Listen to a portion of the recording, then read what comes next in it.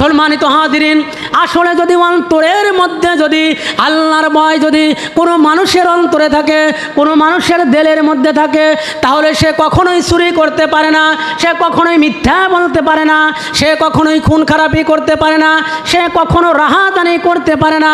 কিন্তু আমাদের দেশে, আমাদের সমাজে অনেক চোর আছে। দেখা যায় কিছু চোর আছে, চোর হলো দুই প্রকার। এক প্রকারের চোর হলো ছেঁচড়া চোর। আপনার ছেঁচড়া চোর 10 টাকা, 20 টাকা, 50 টাকা, বড় জোর 3 লক্ষ টাকা একটা গরুর দাম, এছাড়া আর বেশি কিছু পারে না, এইটাই চুরি করে।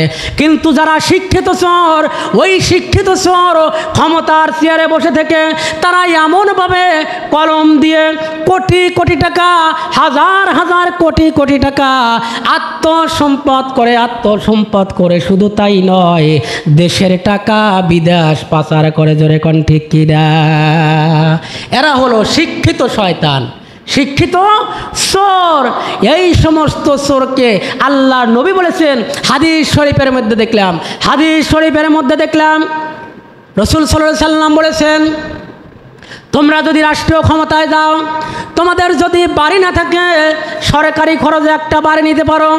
তোমাদের যদি গাড়ি না থাকে, সরকারি খরচে একটা গাড়ি নিতে পারো। ছেলে মেয়ে লেখাপড়া করানোর জন্যে, চিকিৎসার জন্যে যতটুক খরচ হয় ততটুক নিতে পারো, সরকারের কাছ থেকে ততটুক নিতে পারো।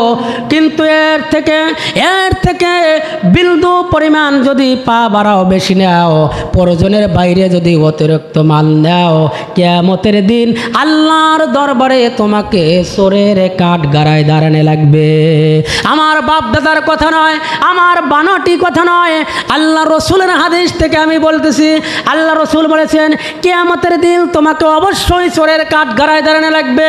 দুনিয়াতে তুমি যত সম্পদ পাও না কেন, সম্মান পাও না কেন, সম্মান পাওয়ার পর কাল কিয়ামতের ময়দানে তোমার জায়গা হবে অবশ্যই চোরের কাঠ গাড়ায় দাঁড়ানো লাগবে।